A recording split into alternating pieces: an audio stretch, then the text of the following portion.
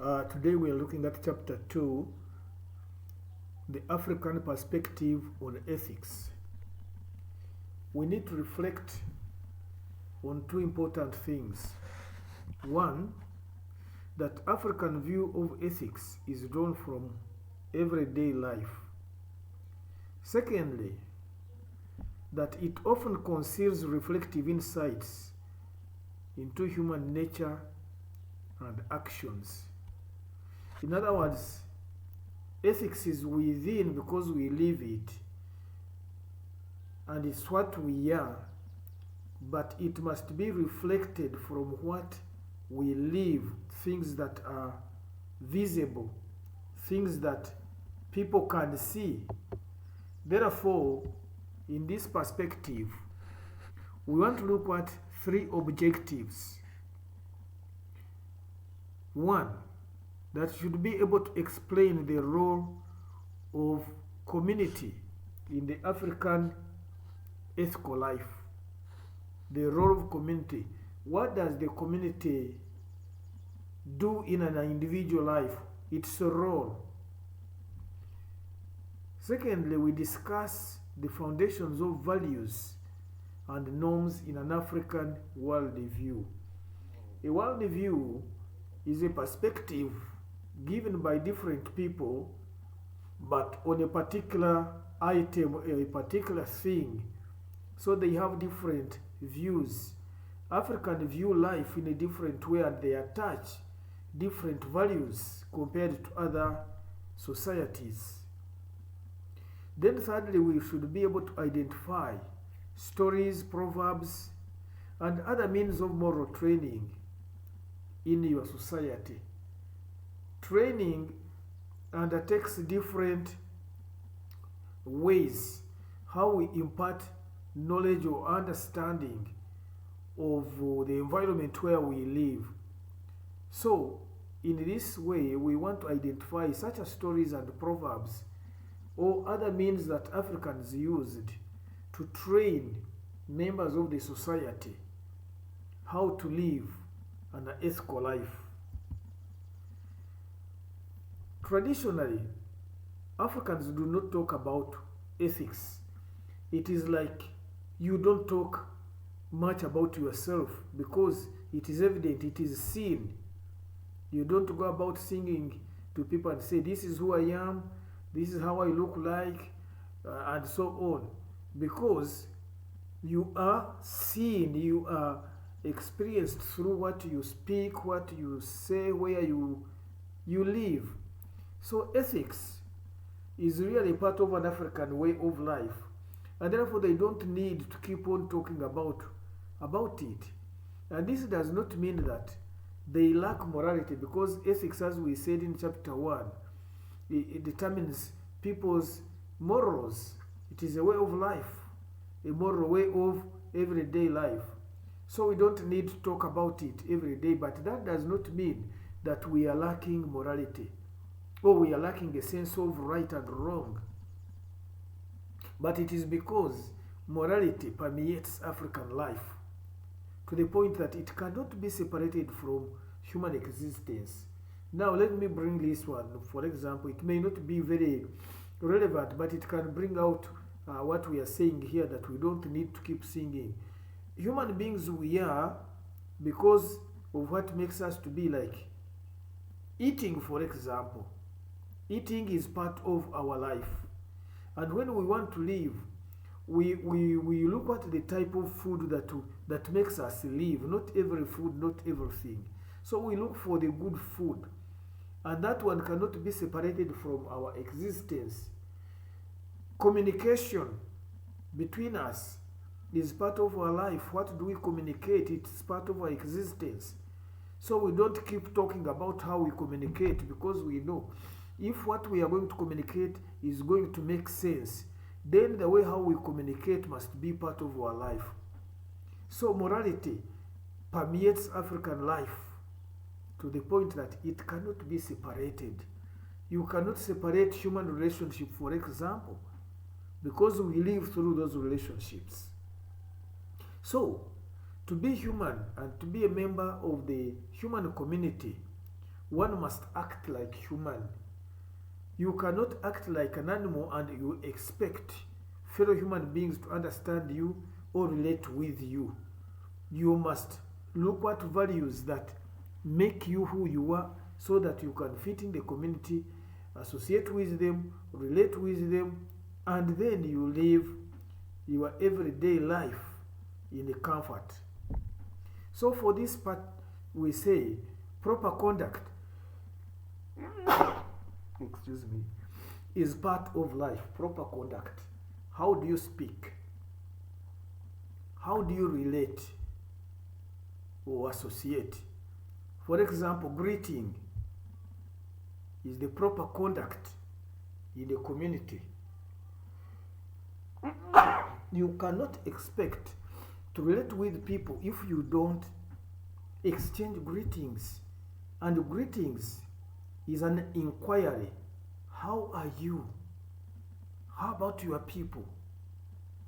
And therefore, to live this kind of life, you greet to know that the people you are relating with are faring well. They are doing well.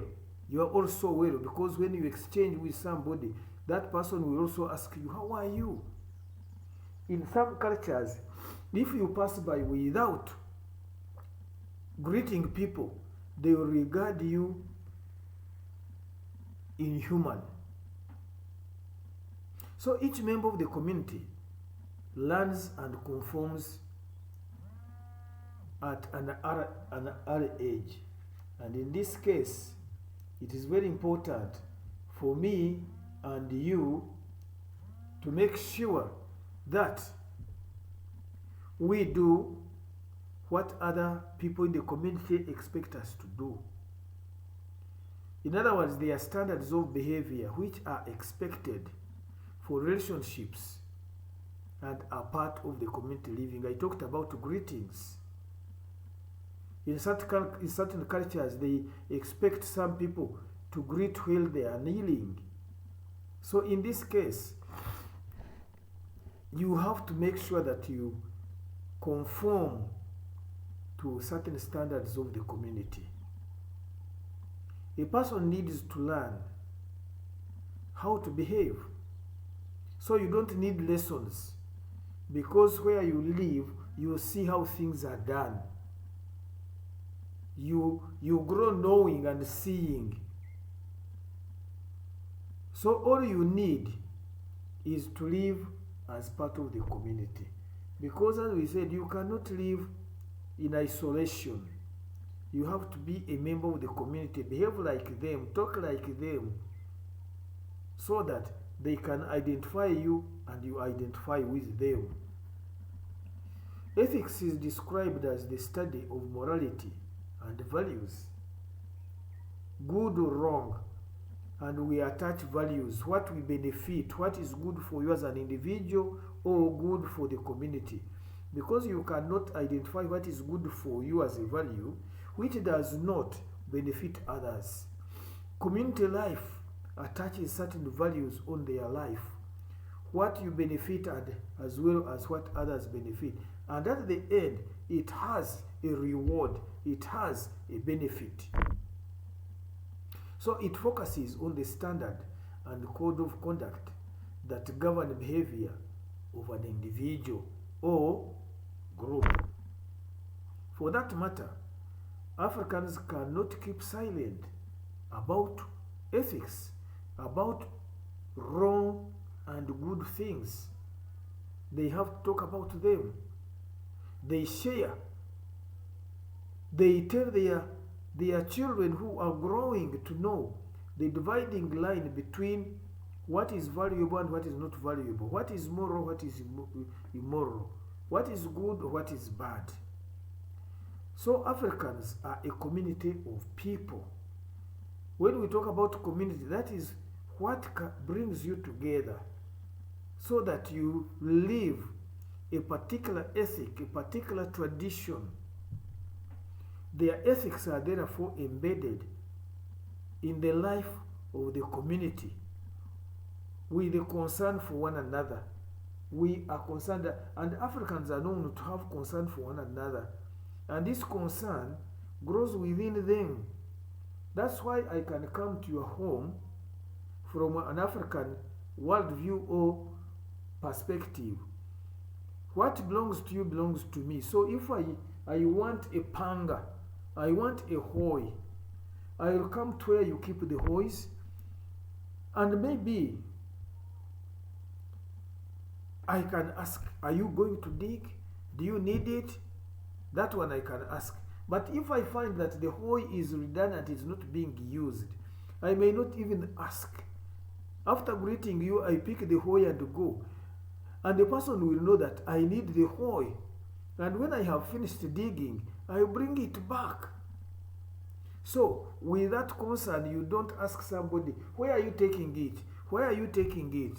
Why didn't you ask for it? In an African way of life, respect is part of our morality. So, we know that even when somebody picks what you want, what belongs to you, we know that it is respect, that you don't ask questions of where are you taking it, because you know automatically that he needs it or she needs it.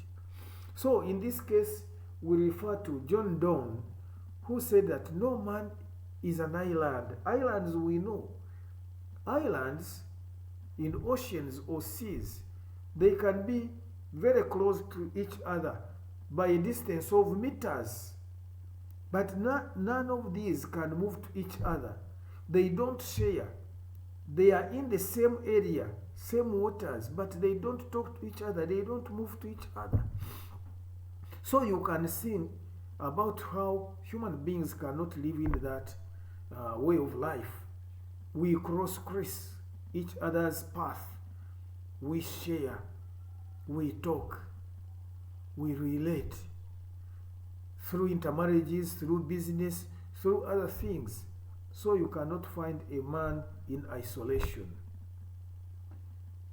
Human beings cannot live or thrive in isolation. In other words, thriving is making life comfortable for you and productive. You cannot be productive when you are isolated from others, because what makes you productive is a relationship between you and those around you. You are a farmer, but you need education. You are an educated person or farmer, you need a doctor. You need a spiritual person. So you cannot be isolated. In this case, Africans cherish the sense of interdependence or coexistence more than Westerners. And when we are talking about this one, we are not insulting or blaming the Westerners. You know, certain contexts demand certain way of life. And you find that because we are interdependent and coexistent, we live our open homes and other things that we share in life so that others can benefit. But you find that now we have adopted Western way of life in a sense that we are living in fenced houses with brick walls, and as a result, you cannot easily come to a fellow African unless you go through the gates. And yet formerly Africans did not have these fences and gates. You will only announce yourself when you have even entered the house, as long as it is open. But today, to enter an African home, you first go through the gate, which gate is, guarded by a security man or gate man who will ask you who you are, even when you are going to see your father or your mother or your brother, who you are. You wait. Let me first inquire. Let me first ask. That sometimes even your brother may say, this man did not have an appointment with me, because we are living in a Western way of culture that has been influenced. So this is where we find ourselves. But Africans cherished a sense of interdependence. We live together. This determines community life, living and behaving as members of the community. This brings relationships, which are central components of African moral life. Relationships. When we are in a community, we relate in many different ways. And when you look into the African way of life, evenings were always good time for people coming together. They talk about social life, they talk about their economy, they talk about their religious way of life. They socialize because that was very central component. So this community life extends to the departed ones. It is not confined to the living ones. It even goes back to the departed ones, who are referred to as the living dead, because they are believed to have a continuing role in the community. My father, my grandfather. Africans believed that blessings and curses may come in one's way of life if you please or you disappoint the spirits of the dead, people, your ancestors. And as a result, they would pay good homage through different sacrifices or rituals in order to appease them if they are disappointed, or to appreciate them if they are happy and they have brought a blessing in a family. So they were believed to have a continuing role in the community. If a young couple marries and they don't get children, sometimes it was believed that maybe the spirits of the departed ones are not happy. So they will have to make sure that they appease them. And when they are happy, they bless the family with pregnancy and get children. That is one of the many examples in an African setting. So the community also, excuse me, also must remember those who are coming in the society, the next generation after us. So they must preserve this kind of tradition we have also picked from the departed ones, and other resources, and the community life will be embodied in the future. In other words, it is community life in an African setting is a chain or a link. We who are present, we are linked to the past and linked to those who are coming. Soon or later you will be married, or some of you are already married, you have children. So if you have children, you have to prepare a future for them. Such a culture that they will inherit, which you also inherited.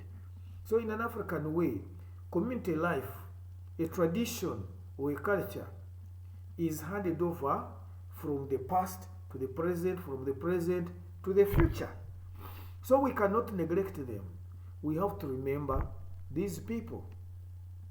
The community depends on maintaining the relationship among the living and the dead and the yet to come. So, in other words, even when we are living and the past contains many people who have died, our great-grandfathers, our fathers, and so on, we have to keep in contact with them because we believe that their spirits have a role to play in our present life. And then for us also, we have a role to play in the yet to come. We prepare for them. If they come, what will they find? What are the good values of life that they will have to inherit? Because African community life does not die. It continues. That's what we call traditions or culture. What you find and you maintain. Therefore, there are crucial links in the chain of life. It is like a baton in a relay. You hand over the baton to the next person to another, if the relay has to be completed.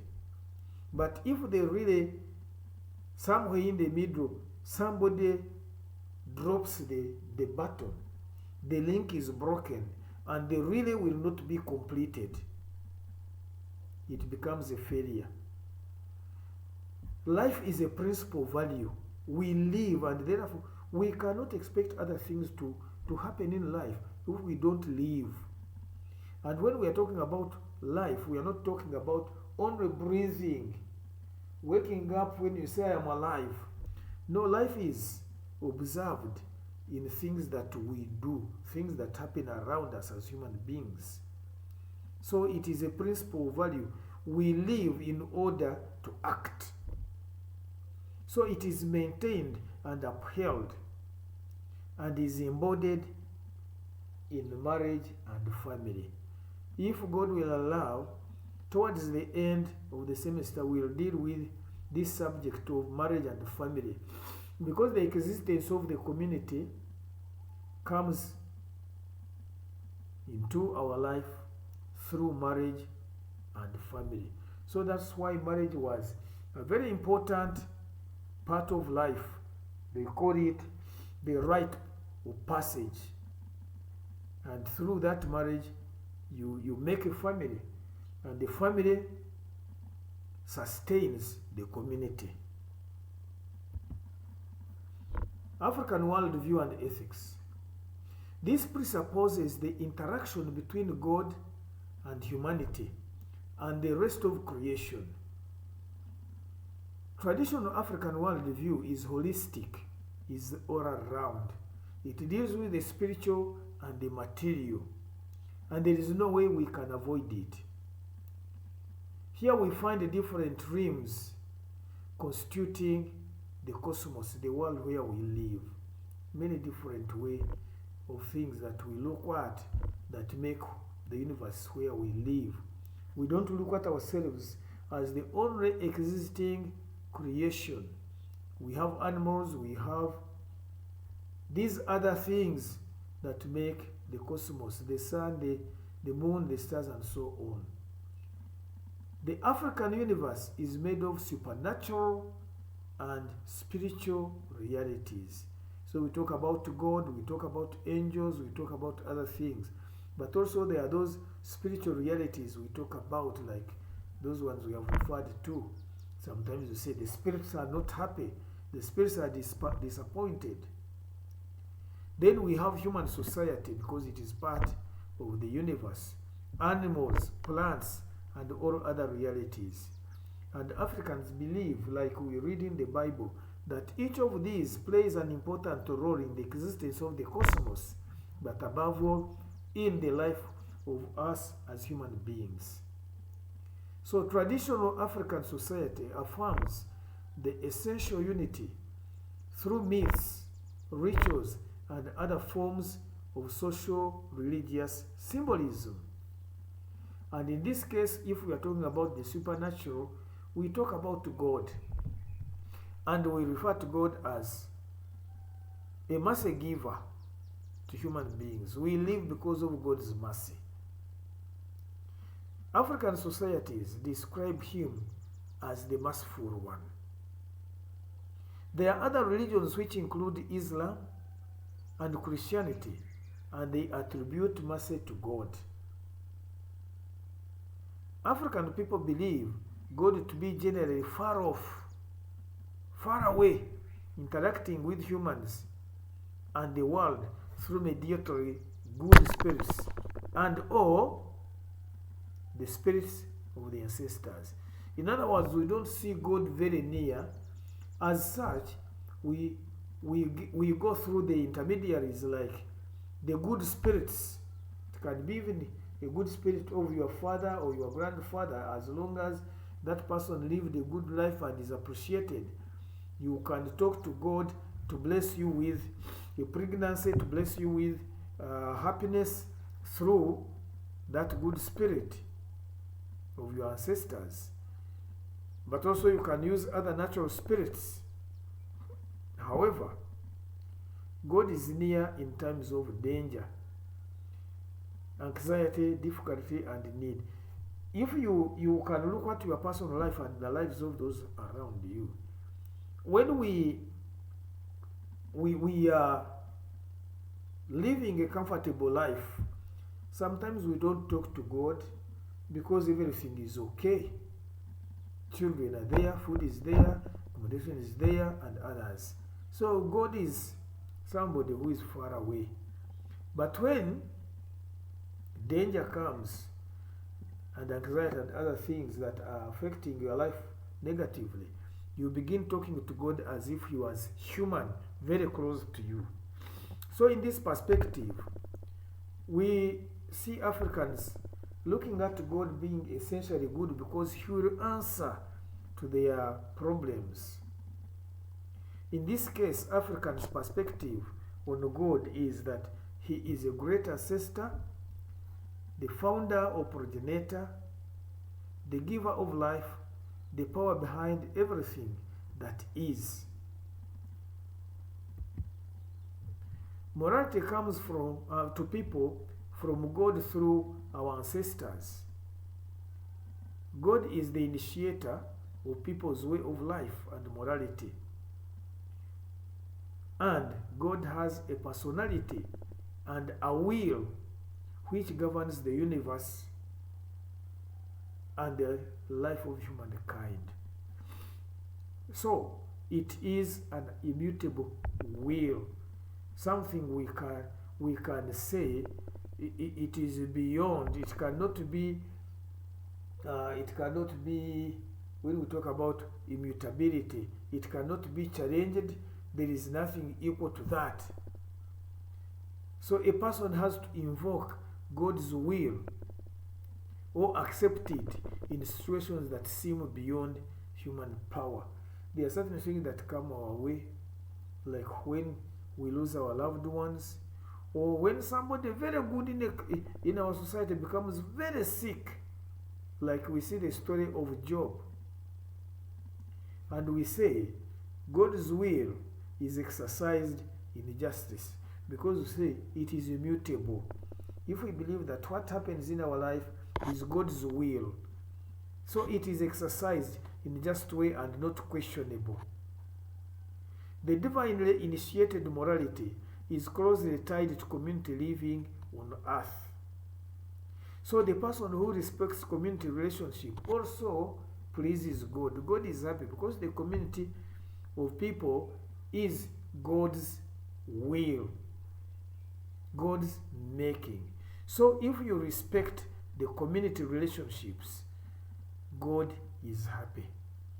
Conversely, one who upsets community order or offends a fellow human, he also offends God and displeases God. This brings us to look at ethics in context. What deals with us where we are in a community? Ethics is woven in the fabric of community life in Africa. In other words, fabric like a cloth. Some of you have got materials that have many different colors, and these different colors, we can regard them as many different ways of life, where you find you engage farming, you engage business, you engage politics, you engage. So that is the many colors that are woven to make a fabric that you put on. So ethics is woven in each part of those ones. Because if ethics is not woven in each of those, they cannot come together to make a fabric. They will not come to make sense. However, different ethical standards may apply to different communities in different times. You as people who are studying different professions like medicine, like law, so when you go to other communities which are not like your profession, you will find that what you have believed as a lawyer or as a doctor or as a social worker may not work where you are going to be, because they are people with different understanding, with different contexts of life. So even when ethics cuts across, makes a fabric, but each of these materials used to make the fabric have different characteristics. So that implies different cultures, different languages, social structures, economics, or politics. Those are the ones that make a fabric. People should have and behave according to the standard of the community in which they live and find themselves. Behave according. You are a medic, you are a lawyer, you are a business person. You must behave according to that particular community where you live. So some morals may apply in one area but not in another, or at one time but not at all time. The way how you behave as a doctor or as a lawyer is not the same way as a business person behaves. It's not the same way as a taxi driver will behave. So it is important for a person to learn the ethics of a particular situation, such that when you leave like your class or you leave your area at work and you go home, the context is different. Then you must learn, how do I live within the home context? If you go in the market or you are traveling on a bus, how do I behave even when I'm a doctor or a lawyer? How do I behave among fellow, passengers or in a market? And you can make necessary adjustments to make personal principles befitting where you are. And this maintains harmony, or it requires us to maintain harmony. In order to maintain harmony and community relationships in African life, the values of the community and the community must be upheld if we have to maintain harmony. Like you hear the Uganda Law Society, the Uganda Medical Society of Fraternity, whatever you call them. Why do you have to make that kind of community called the Medical Society or the Law Society or whatever? Why? And in some cases, in fact, you have to legally register to be a member, because there is something very important to maintain harmony among fellow workers. And then you have a particular focus on what you want to deliver within your profession. In an African worldview, community includes all creation and the spiritual realms, as we had said earlier. True harmony or balance, making positive life for all, must take in account environment and natural resources and other creatures, God, the spirits, and the living dead, as well as the human community. And this answers the reason why when we fail to maintain harmony, then we have what some people have termed as hazards of life. Others, they have called them natural calamities and whatever. Today in Uganda we have an example where people have failed to maintain harmony with the environment. We find landslides, a lot of floods, we have so many things happening, and it has caused what we have termed as global warming, attributed to a number of things, because we lack harmony. And when we are talking about harmony, it means that human beings should learn how to live with animals, live with plants, live with rivers and lakes and so on, respecting their importance in life. There are those who think that certain things can be removed away, they are not important. As a result, we find that some people have started building in swamps, which are waterways or water catchment areas, and so on. And as a result, things are happening negatively. We are experiencing hot temperatures, or sometimes unexpected heavy rains. So if harmony is not maintained, problems arise in the community. And that points out that we lack environmental ethics, resulting into disharmony. Problems could also arise out of the earth or disrespect for other forms of created life, or failure to be in harmony with nature. Give an example. In Busite Mound, which is in the eastern or Chivale Game Reserve, some people have interfered with the environment where most of the wild animals live, like the chimpanzees, like the baboons and the monkeys. And as a result, these monkeys, their habitation has been destroyed. They are looking for where they can live, how they can get their food.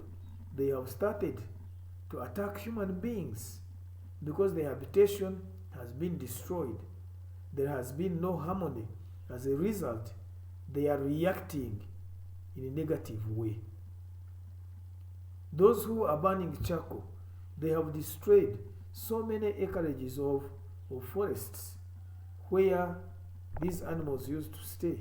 So as a result, they go out to look for food, they look out to look for where to live, and they have attacked people.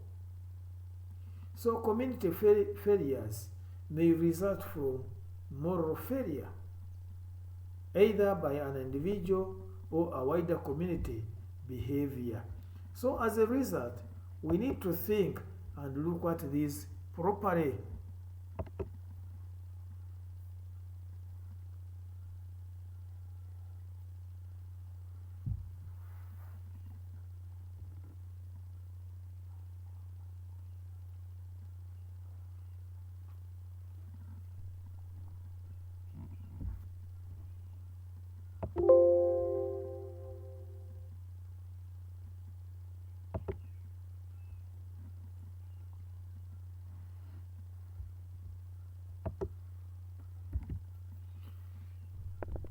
Spiritual powers. Spirits and the living dead need to be respected and appeased in order to maintain harmony, involving rituals.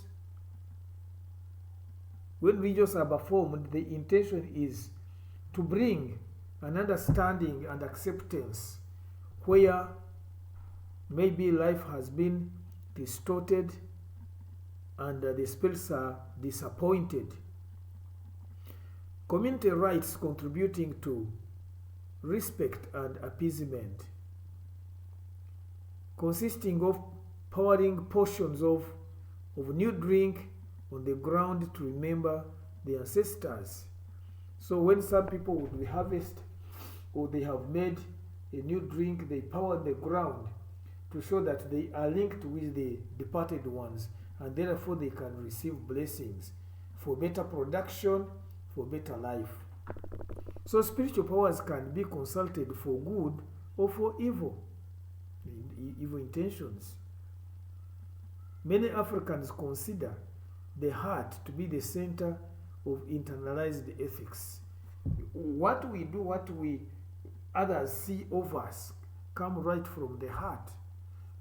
The Bible also says that what comes out is a result of what is inside.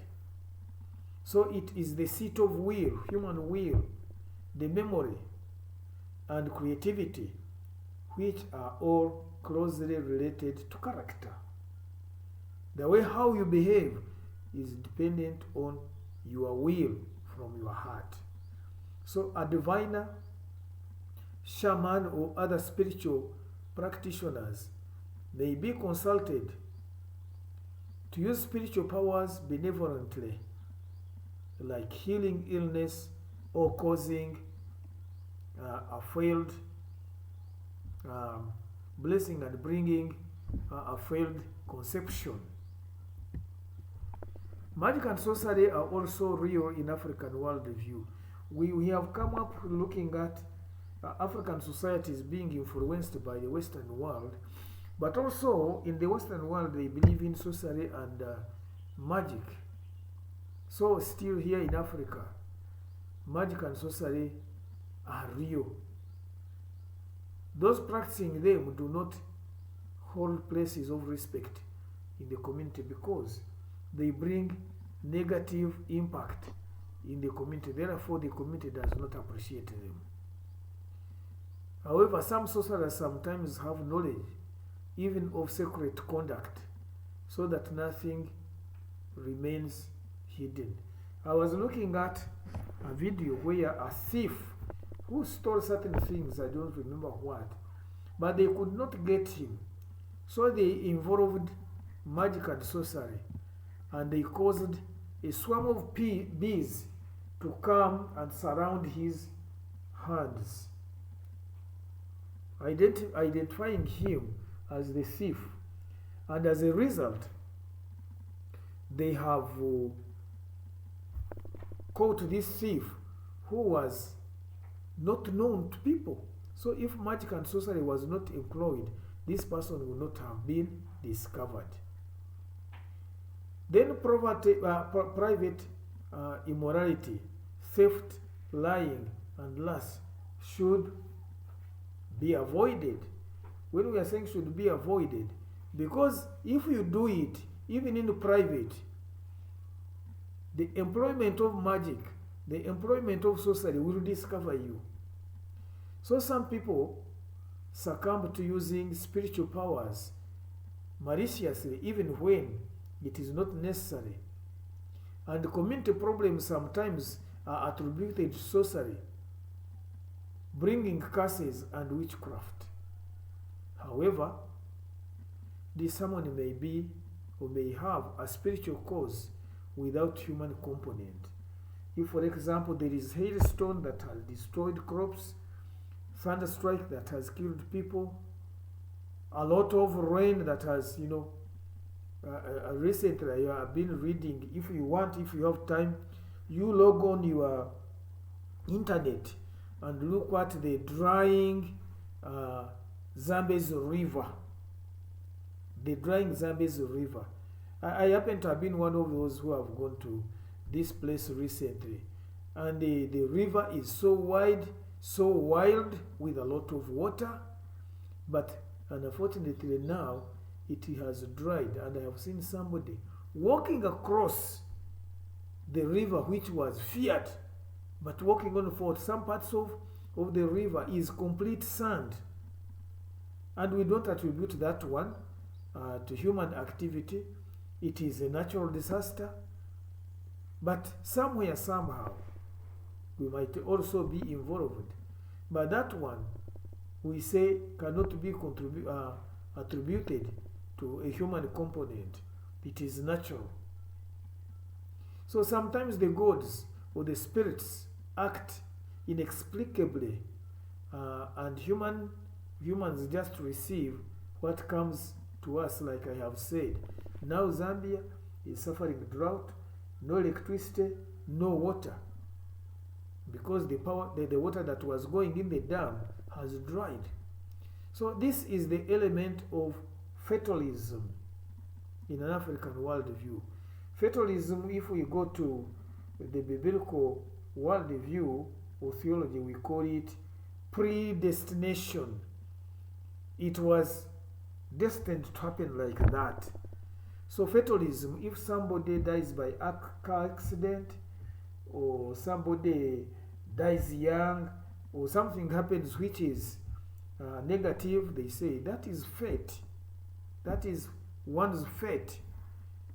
So you can't change it.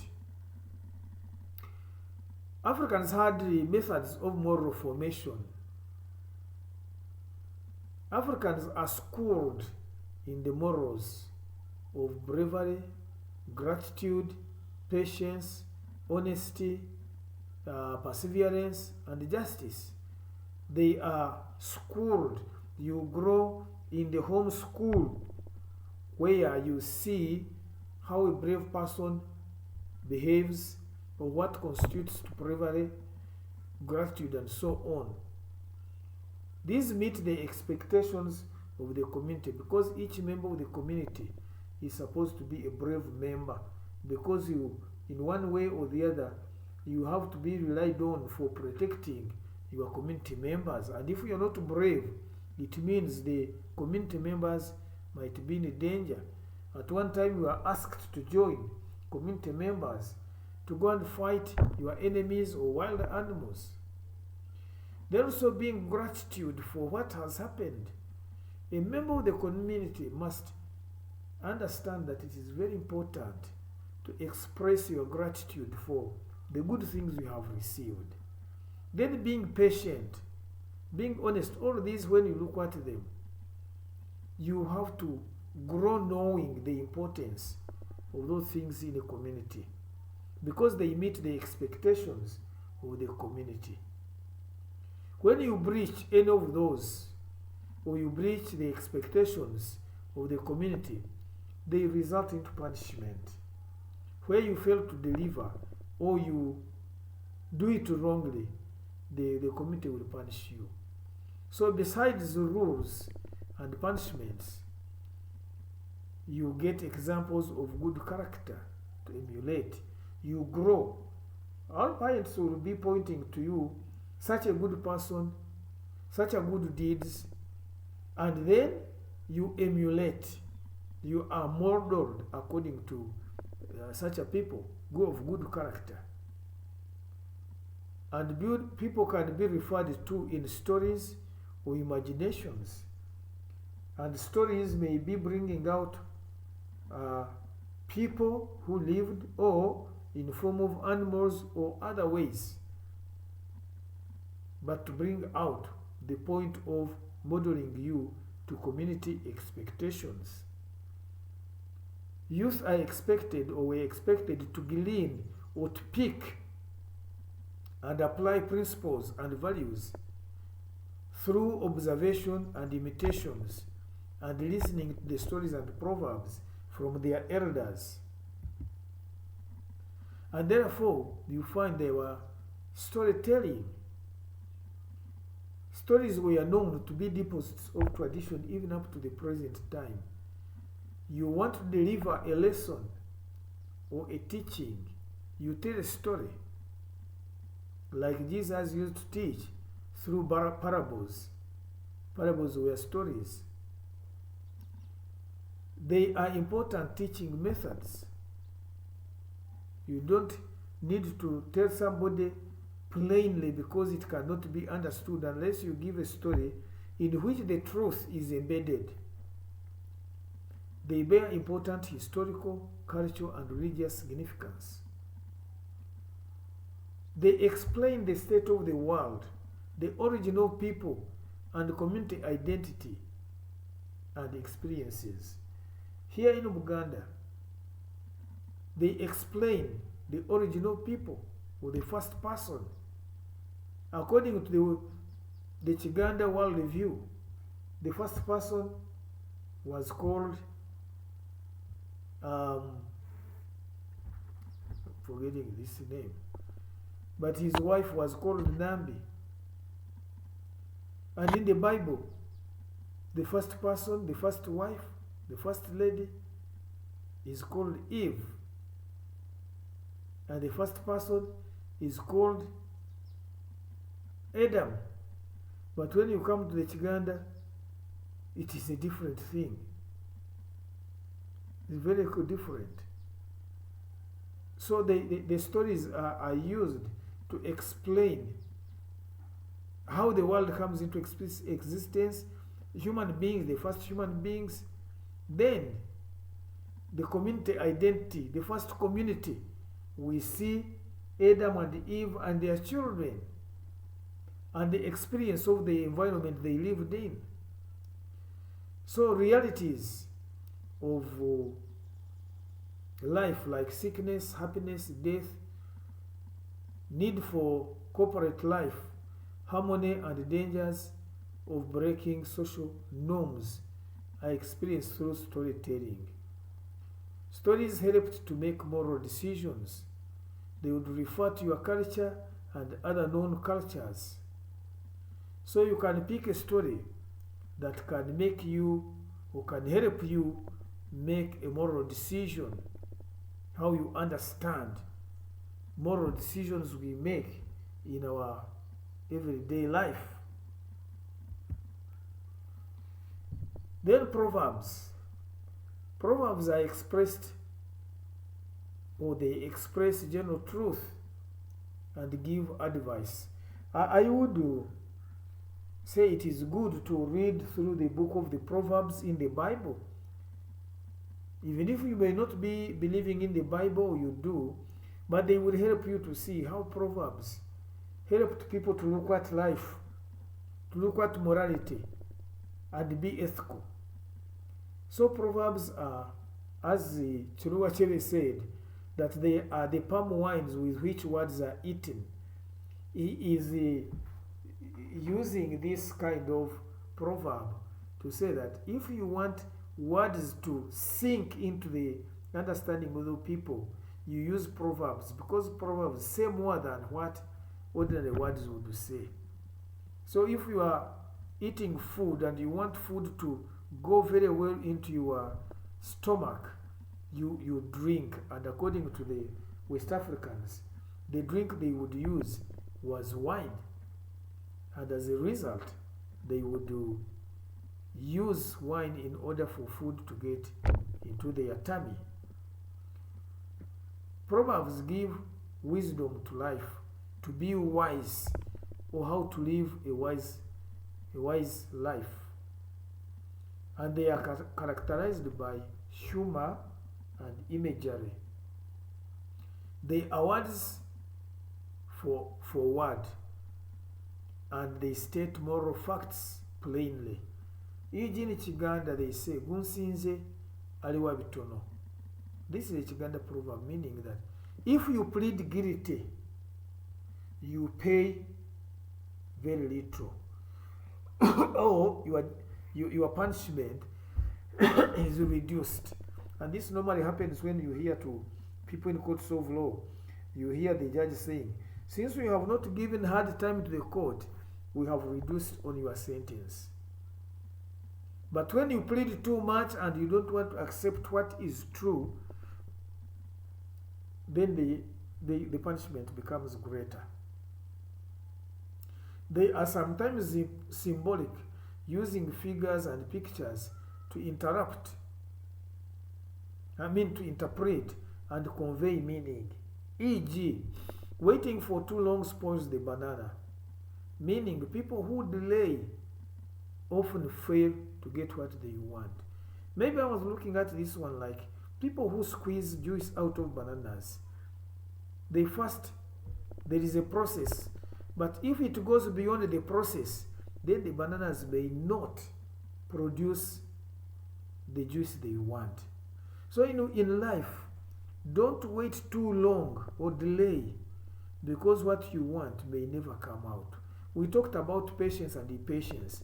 This must be measured within the outcome. What will come out of my delay, my patience, and so on. Proverbs teach the value of patience and the danger of impatience. Proverbs can be used in conversation, public speech, settling disputes, and in ritual practices. I don't know at your level of practice whether it will be permissible to use Proverbs if you are going to deliver a service, either like you in your profession, like medicine, like law, whether you will find it easy to apply a proverb that can give a patient or a client an understanding of what should be and what should not be. Because these proverbs preserve and inculcate social values. How do you relate? You are a professional, but you are relating with lay people. How do you bring them to an understanding of the services that you are going to deliver? How do you bring them to an understanding that the service you deliver is good for them? So, you have to encourage good conduct. Person warning person warning of bad behavior and practices. They address issues of joy and sorrow, good and bad, right and wrong, rights and duties, justice and injustices. So you can see how important it is as we talk about the use and application of proverbs. Sometimes some difficult things may be hard to say with a plain tongue or language. I'll give you an example. It is proverbial. Two people that in the past, people just dressed lightly, no pants, no what. So one is saying, a certain mother was in a marketplace selling certain things, seated together with her child, but she was seated badly, and it became very difficult for the child to tell the mother that, look, the way how you are seated is embarrassing, things are looking at you. And moreover, the child was not supposed to look at the nakedness of the mother. But wisdom came to the child, and the child said, Mommy, stand up as you sell. Otherwise, if you keep seated, the people will cheat you. They will cheat you. You stand, you will sell better. And the mother stood up. And when the mother stood up, that covered her nakedness. Another one, I'm told, was a gentleman. And when the boy saw that he could not tell the father the way how he sat, he came close and said that, Daddy, you know I feel very comfortable when I sit between your legs and I sit there. And in so doing, when he sat, he covered. That is a way of, speaking the truth in another way, and you cover the meaning, and then somebody will be able to understand. That is maybe clear or not clear, but a proverb, we say they are words for word. They cover up, but then the hearer must be able to attach very important meaning. Taboos. Taboos are like the legal African system of the do's and the don'ts, which we find also in the Bible, embedded in the Ten Commandments and others. So traditional African culture had no written legal document outlining legal and illegal behavior. So what the community did, it set up standards which were and are still taught through different methods, using family, community members, and elders. What a member of the community had to learn are the standards required. And that standard is what we may call the legal system, which was defined by taboos. So, taboos formed a code of conduct. Taboos are prohibitions of forbidden practices and can include places, can include times, events, people, and actions. For example, there are places which were believed to be dangerous, like walking alone in the forest, like doing other things. So, in order to cause you understand, they may use a taboo and say, if you walk in that forest, you may never produce. If you walk in that forest, you will lose an eye. And then to a person, say, how can I lose an eye by going into this forest? Why can't I go there? Stop going there. So in doing so, you are protecting your life. So there are certain things that the community, African community, believed that they should not be done for the protection of the members of their communities. And those are the ones called taboos.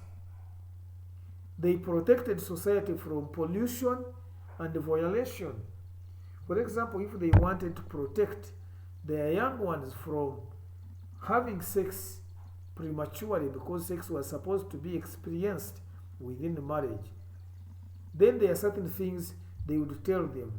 And if you violated them, then you would get punishments. And these punishments would be executed in the public eye so that it protects others from doing a similar thing.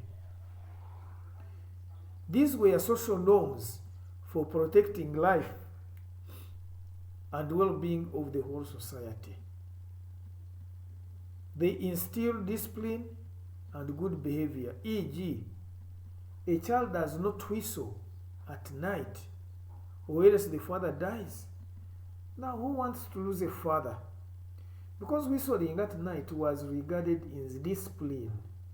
It is a time for people to relax and rest. And a child who whistles at night is regarded as indisciplined child. So they attached something. They say, if you whistle at night, your father will die. Who wants a father to die? No. So it stops the child from whistling at night. And you grow knowing, even when you become mature like we are, we don't whistle at night. Maybe for those who are walking at night, but in fear, you cannot also whistle. Therefore, this was meant to grow a disciplined child, and many other things similar to that. And when you break the taboo, it becomes a serious offense that required sacrifice for forgiveness in order to avert danger from God's ancestors. You have broken the community norm, therefore you have to be disciplined, to be punished. In so doing, punishment was intended to instill discipline, but also it required a sacrifice, something that you must sacrifice in order to regain acceptance in the community. And the sacrifice must be costly, because they believe that if you don't make a sacrifice, then the danger is likely to come to you as an individual or come to your family or the society from the gods. So in order to avoid that danger coming to the community or the family, you are punished. And through that punishment, the gods are happy and you might be forgiven, even the ancestors. So taboos in an African setting generally included murder. Don't murder. Don't commit suicide. Don't commit adultery. Don't steal. Don't overlook authority. And many others. And if you did any of these, then the punishment was there. Taboos were not challenged or changed. Is a law like the law code we have in the Bible. Thou shalt not steal. You cannot change it and say, as we shared the other time, that because I was poor, because I was hungry, I had to steal. Steal, it is a negative conduct to the society. So you have to be punished. So you don't challenge it and say, even if you say that I should not steal, but suppose I am hungry. You don't change that one in order to suit you or challenge it and say, that is too old. So in this case we say, these were theoretical, open to change. They were theories because Africans did not write down. They were theories imparted to young people who are growing. They were not written. Sometimes practically they would be found very difficult, but they were open to change in order to meet the needs of the changing societies or the context. You will find, as I said, I think this I mentioned to the law school, we have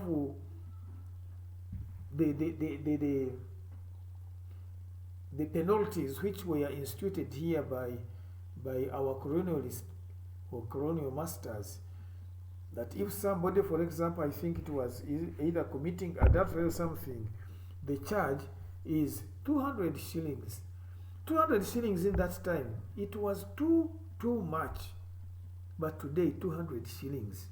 Is it a compensation? Is it what? It doesn't. I think it buys a matchbox.